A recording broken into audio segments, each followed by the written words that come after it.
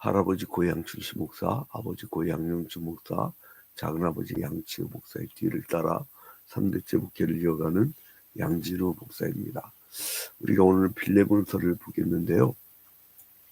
빌레몬서가 신약 성경 중 가장 짧은 성경이에요. 그리고 바울 사도가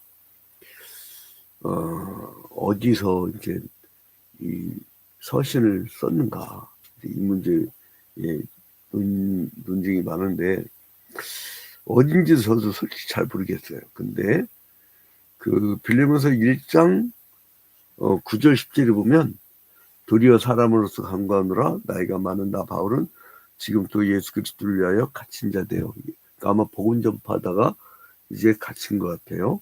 그 다음에 10절에 갇힌 중에 낳은 아들 오네시모를 위하여 내게 간구하노라 이렇게 했단 말이에요. 근데 이제 다시 만난다. 그러니까 로마에서 마지막 죽었잖아요. 그죠? 근데 이제 물론 잠깐 풀려났다가 다시 마지막 고기가 쳤을 때. 근데 이 옥중서신이 에베소서, 빌립보서, 골로새서, 빌레몬서이잖아요. 그래서 에필골몬이 목회 옥중서신이라고 하는데, 아마도 지금 이 상황은 에베소의 감옥에 갇혔던 건 아닌가. 전통적으로 로마에 갇혔다고 이렇게 얘기를 하는데, 그러니까 이제 성경이 침묵하는 같이 침묵하자고요. 아무튼 옥에 갇혔다. 이게 중요한 거예요. 근데 이제 이때 오네시모라는 사람을 만난 거예요. 오네시모. 이 바울 사도가 오네시모를 만나. 이게 감옥생활에서 오네시모. 이 오네시모를 만나는데요.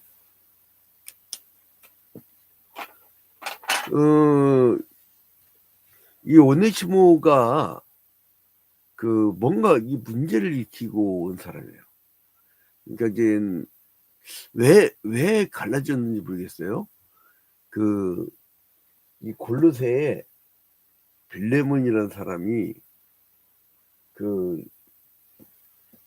교회를 이제 개척을 한 거죠.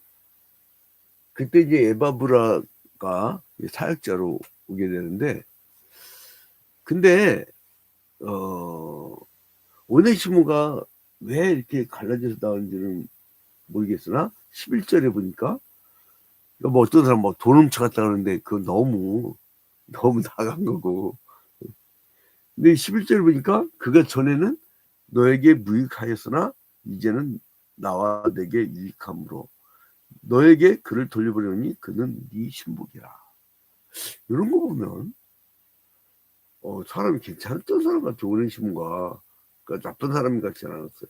13절 보니까 그를 내게 머물러 있게 하여 내 복음을 위하여 갇힌 중에서 너 대신 나를 섬기고자 하라.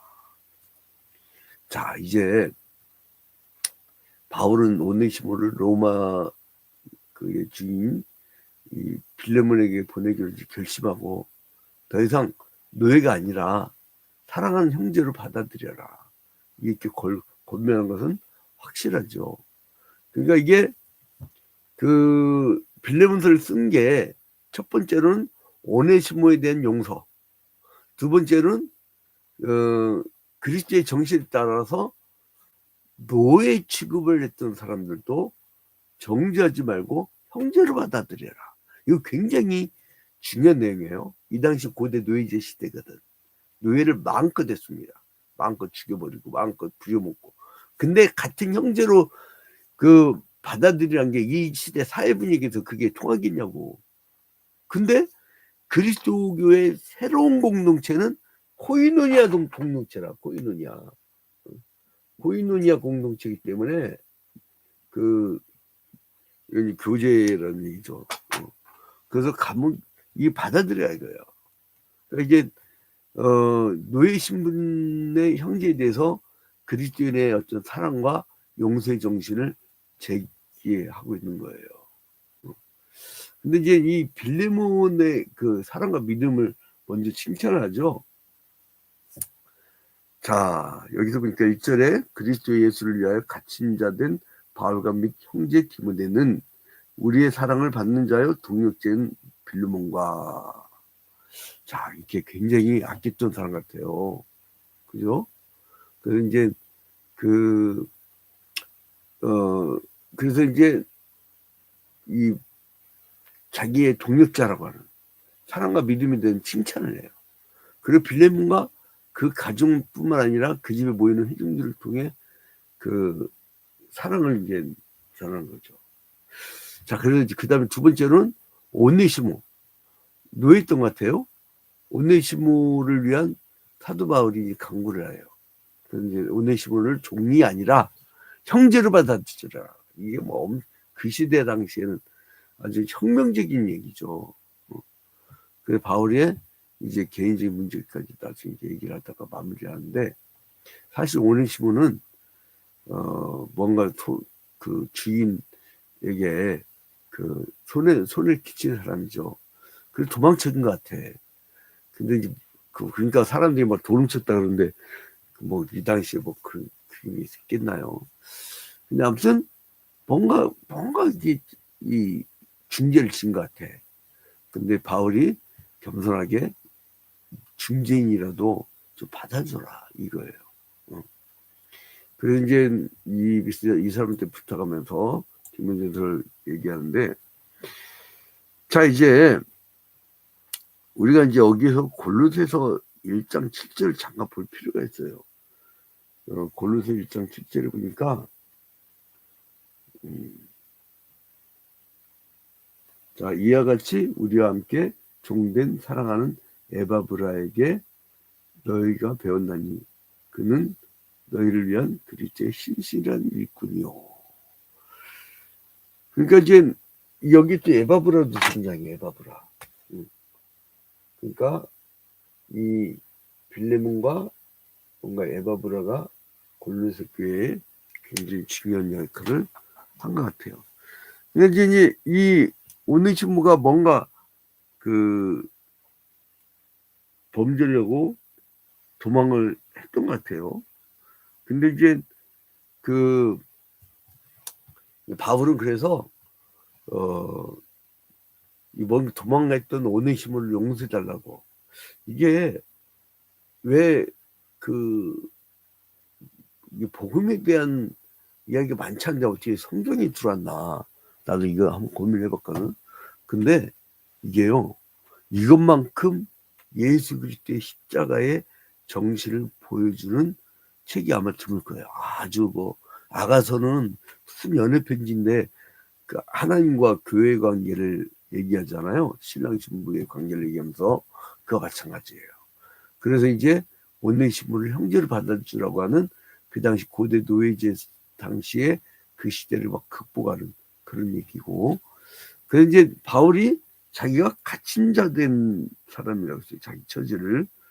그래서 이제 갇혀 있는데 이제 빌레몬서 1장이 갇혔다고 자기가 표현하면서 뭐라고 표현합니까?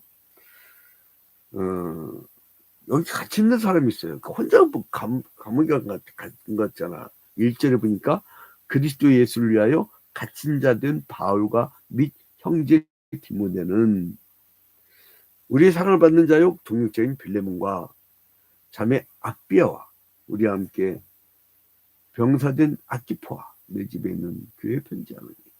그러니까 뭐예요? 디모데가 같이 있었던 거야. 디모데가. 그러니까 이제 그런 상황에서 바울이 빌레몬을 인해서 항상 하나님께 감사기도 한다고 먼저 얘기를 하잖아요. 칭찬을 해준 거예요. 사람이 무슨 제안을 할 때요, 항상 상대를 칭찬을 해주세요. 그냥 막 드립다 그냥 아각되면 요즘에 막 뉴스보다 짜증이 나. 저쪽 여의도에 있는 아주 그냥 좀 들떨린 사람들은 왜 이렇게 방귀 숨긴다고 막 아각대는지 모르겠어요. 조용히 다 듣거든. 그런다고 자기도 올라가는 게 아니에요. 사람들이 싫어야지. 그렇게 되면 뭔가 안정감 있기를 바라지. 자, 그래서 이제 그 바울 사도가 빌레몬이 경건한 신앙으로 사랑을 실천하고 많은 사람의 모범이 되었고 기쁨이 되었으니까 빌레몬아, 이제 내가 너한테 하나 부탁할 텐데 디모데를 네가 다시 받아줘라. 어쨌든 너랑 뭔가 사이가 안 좋아서 갈라졌지만 오네시모를 용서하고 사랑을 좀 대해줘라. 이렇게 얘기를 한 거죠. 그래서 이제 11절에 보니까 바울에게는 유익하다는 거예요. 그가 전에는 너에게 무익하였으나, 뭔가 이 빌레몬에게 소리를 끼치고, 이 사람이 에베소 오는 건 아니면 로마로 온 건데, 아무튼 나는 에베소라고 주장을 하고, 과거에 할아버지 목사님들은 로마에 감옥에 갇혔을 때라고 하니까 나는 그게 멀지 않았다고 봐요. 근데 이제 아무튼 빌레몬이 무익하지만 이제 변화시켰다 이거예요. 여러분, 복음을 증거하잖아요. 내가 사람을 변화시킬 수 없으나 성령이 역사하시면 사람이 변화되더라고요. 완전히 바뀌어요. 완전히 바뀌어요. 사람들이 깜짝 놀래. 동네 사람들이 어떻게 저렇게 바뀌었지? 이 정도는 변화가 있어야 되지 않겠어요, 여러분? 근데 아무튼 오네시모는 신실하지 못한 사람이었지만 이제 새 사람으로 내가 만들어놨어. 그러니까 나의 신복이니까 오네시모가 다시 변화돼서 너한테 잘할 거니까 이제 돌려보낼 테니까 네가 받아줘라, 이 얘기예요. 그래서 이제 그 사람들 확신 있죠. 이제 16절에 보니까 16절, 이후로는 종과 같이 대하지 아니하고 종 이상으로 곧 사랑받는 형제로 둘 자라. 내게 특별히 그러하거든 하물며 육신과 주 안에서 상관된 내게라. 여러분 봐봐요.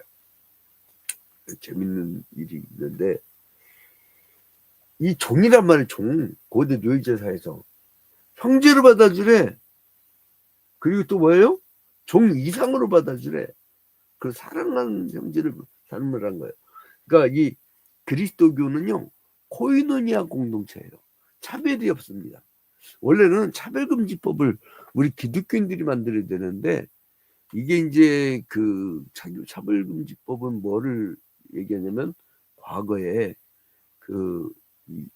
피아파 민중들이 자기들 권리를 또 자기가 무시당하지 않게 인권을 탄압당하지 않게 만든 게 차별금지법인데, 그게 이제 기독권 측은 싫어하거든. 근데 이거를 잘 동원할 수 있는 게 뭐냐면 기독교인이라. 근데 차별금지법 안에 동성애라는 용어가 있어. 이게 정의당이라고 하는 약간 들뜨러진 사람들이 거기다 집어넣어버린 거야. 성소수자 그거를 집어넣어버린 거야. 물론 동성애자는 이 교회, 만약 우리 교회는 다 받아줄 거예요. 그리고 설득하고 얘기하고 치료해줘야 될 때든지 생명이잖아, 생명. 근데 아무튼 간에 그러할지라도 문제가 있거든. 근데 이제 아무튼 조항 때문에 사람들이 그리고 나서 동성애에 다 이걸 부각시킨 거야, 기독권 측에. 그러니까 막 기독교인들이 들고 일어난 거지. 그러지 않으면 동성애 하지 말라고 막 고린도 전후서에도 얘기하고 레위기서에도 얘기하고, 그러니까 사람들이 들고 일어나면서, 근데 이게 기독교인들이 잘못해서 차별금지법 반대가 아니라 차별금지법 중 동성애 조항 삭제운동 이렇게 나갔어야 돼. 그런데 지금 사람들이 뭘 생각하냐면 기독교가 기독권층을 대변하면서 차별금지법을 반대한다. 그러니까 지혜롭지 못하면요, 그냥 좀 조용히 하라고. 창피해 죽겠어요. 그게 국민의힘 당론이에요. 그러니까 난또 더불어 그 당도 별로 이렇게 나는 전혀 상관이 없는 사람이에요. 근데 중요한 게 뭐냐면 우리 기독교는요, 차별이 없어요. 노예를 형제로 받아주라는 거예요. 사랑을 받아주라는 거예요. 예수 그리스도의 대속의 사랑을 보여주라는 거예요. 죄인을 해방시키기 위해서 왔잖아요. 응? 막 때려잡자 공산당. 여러분, 무신론자보다요, 우상숭배자가 더 나쁜 놈들이야. 주님은 구약시대 보니까, 선지서 보니까 우상 숭배한 자들을 아주 싫어하더라고. 우상 숭배한 자들 아주 싫어해. 우상 숭배한 자들 아주 싫어하는데 그 무신론자에 대해서는 별로 성경이 없어. 그러니까 전도하면 돼. 그리스도의 사랑의 모습으로.